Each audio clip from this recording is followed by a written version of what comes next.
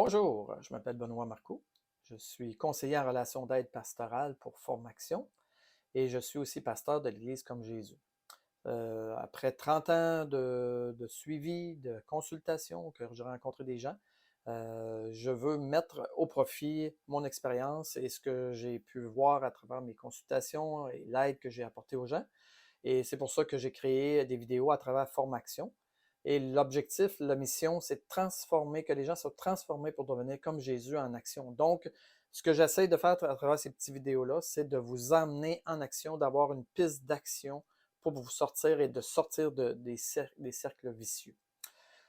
Aujourd'hui, le sujet, ça va être les enfants et les écrans.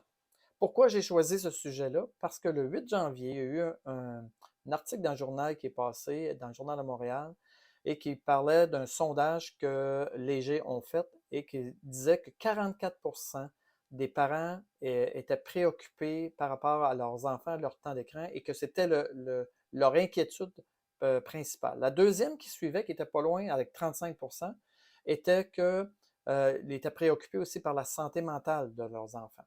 Et on voit on va pouvoir voir aujourd'hui qu'il y a un lien entre les deux. Et les jeunes eux-mêmes disent qu'à 85%, qui disent que depuis la pandémie, leur temps d'écran a augmenté.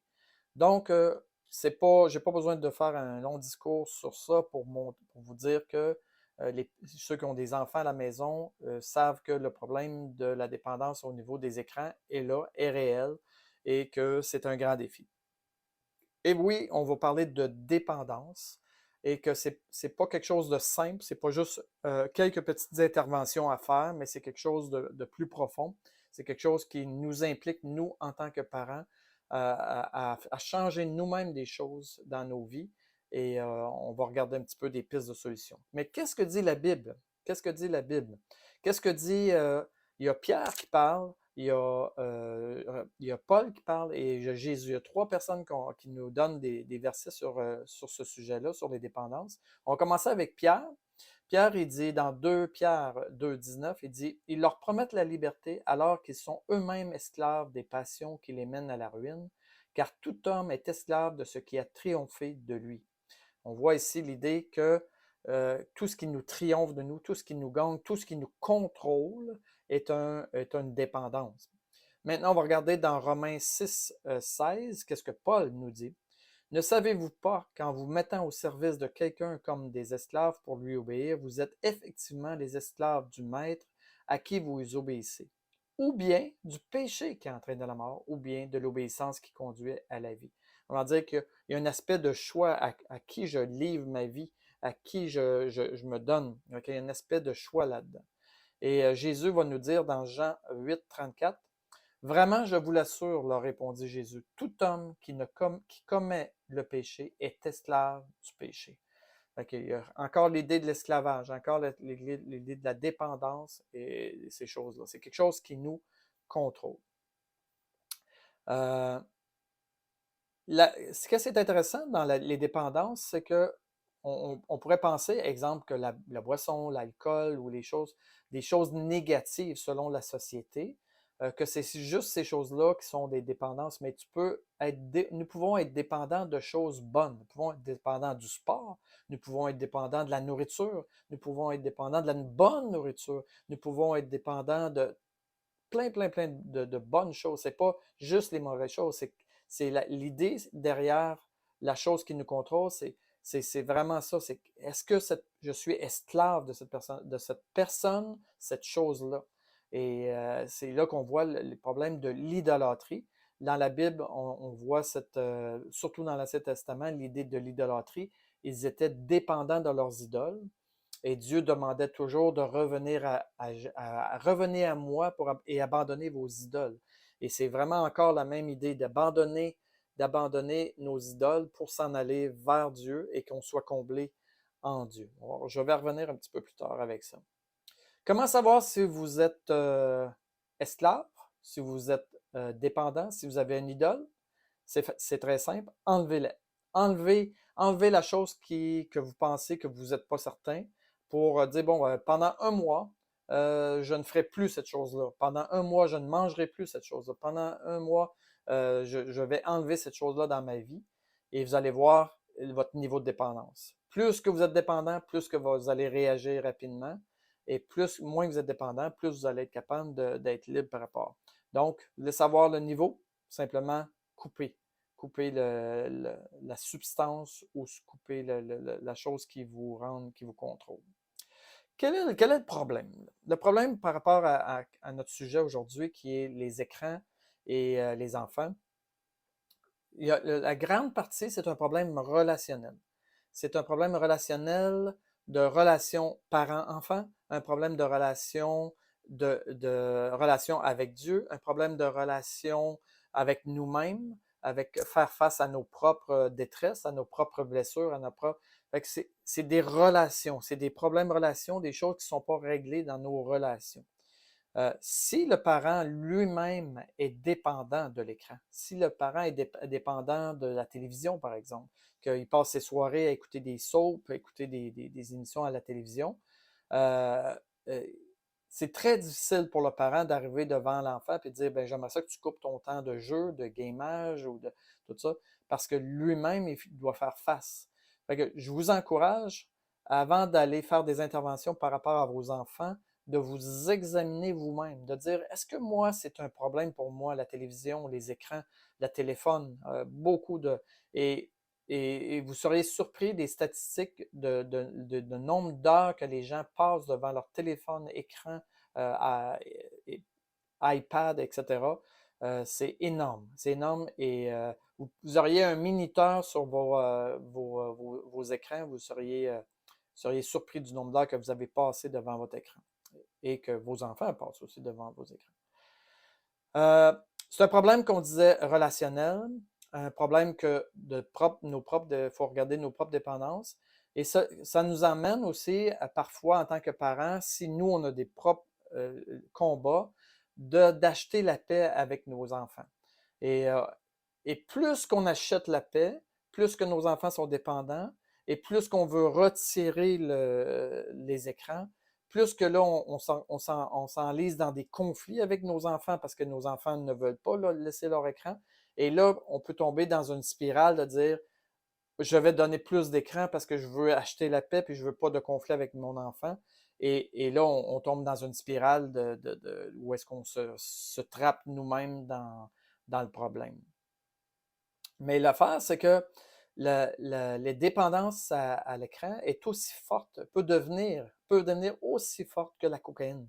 C'est prouvé par les scientifiques, vous pouvez aller voir sur Internet, il y a beaucoup d'études qui ont été faites, comme le niveau de dépendance, où est-ce que l'enfant peut se rendre.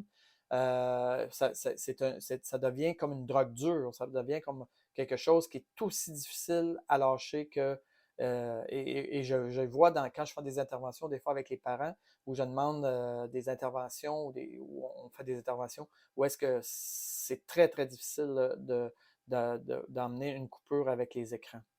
Mais ces problèmes-là emmènent en plus des problèmes d'anxiété, des problèmes de dépression, et voire aller des tentatives suicidaires, parce que on est complètement coupé du monde, l'enfant peut devenir tellement coupé du monde qu'il a, lui, des étapes à franchir. Exemple, au niveau de la socialisation, au niveau de vivre avec les pairs, comment développer ses relations, etc. Et s'il ne vit pas ces choses-là, mais il devient comme un handicapé émotionnel, et dans ses relations, ça devient encore plus problématique. Maintenant, quelle est l'ampleur du problème? C'est ça, si l'enfant a commencé à être addicté aux écrans à l'âge de 4-5 ans et que maintenant il a 17 ans et qu'il passe 30 heures par semaine à 40 heures, voire 50 heures par semaine d'écran, l'ampleur du problème à 17 ans n'est pas le même que peut-être un enfant de 4 ans qui vient de commencer. Donc, l'âge est important. Le temps d'écran, l'addiction, le niveau d'addiction et le contenu aussi.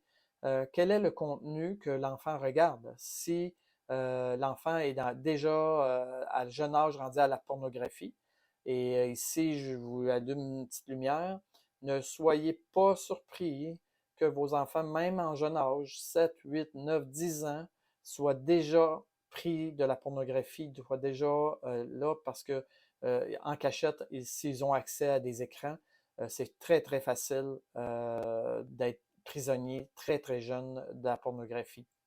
Donc, ou des jeux très violents, des jeux, maintenant, beaucoup, beaucoup de jeux de fusils, de sang, de choses violentes, et qu'un enfant, un enfant s'y est exposé avec des longues heures à ce genre de violence-là, à ce genre de contenu-là, c'est très, très nocif.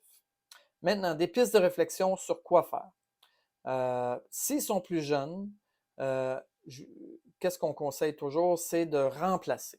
De dire, on va commencer par remplacer tant d'heures de jeu ou d'écran par quelque chose d'autre. Et ça peut être des activités familiales, ça peut être du sport, ça peut être des jeux de table, ça peut être aller jouer dehors, quelque chose qui va être relationnel, quelque chose qui va être avec les enfants, bâtir des souvenirs. Moi, j'appelle ça bâtir des souvenirs.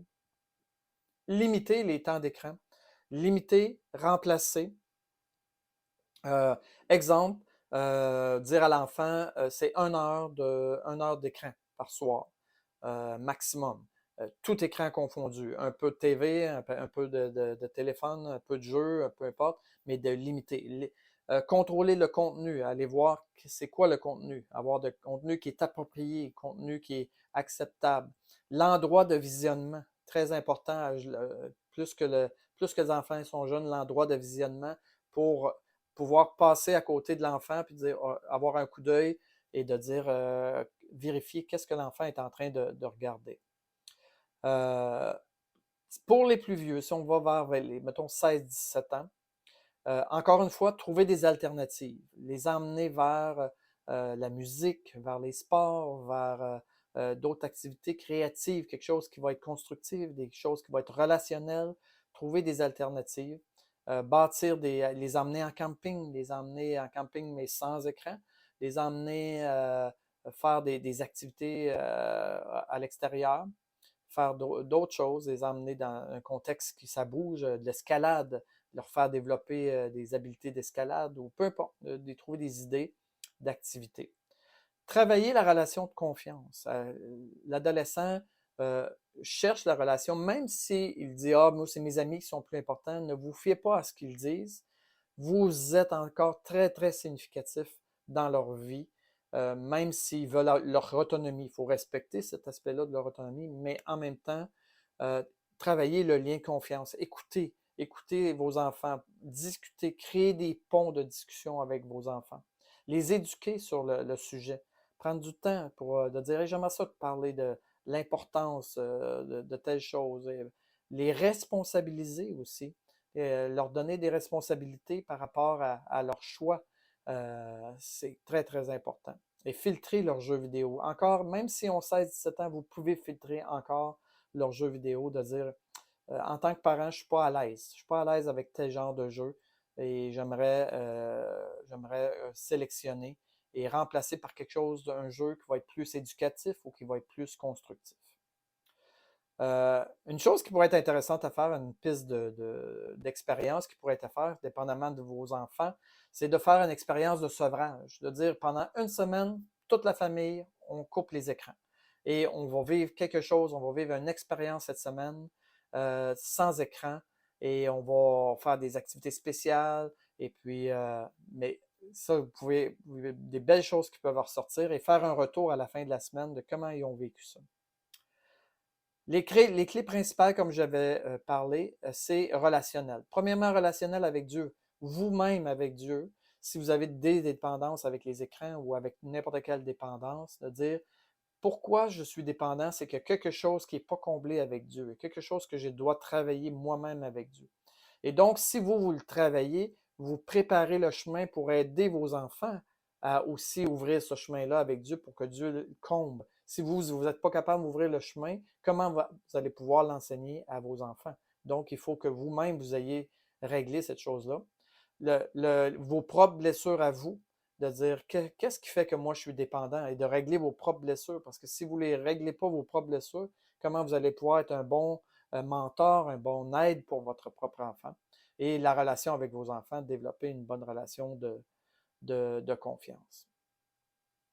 Donc, ce que je vous encourage, c'est vraiment de vous regarder vous-même en premier, d'examiner vous-même vos dépendances, regarder vous-même votre temps à l'écran et de regarder vos propres blessures. Et puis après ça, de regarder où est-ce que vous en êtes par rapport à votre enfant, où est le niveau d'addiction de votre enfant et comment vous pourriez l'équiper, l'aider, l'accompagner pour pas qu'il tombe dans cette espèce de spirale-là qui va l'autodétruire, le détruire et l'emmener à complètement passer à côté de cette belle enfance-là, cette belle jeunesse-là, qu'ils ont des choses précieuses à vivre et de ne pas se réveiller à 25-30 ans et de dire j'ai passé à côté et je suis complètement messed up. Donc, je vous salue aujourd'hui là-dessus.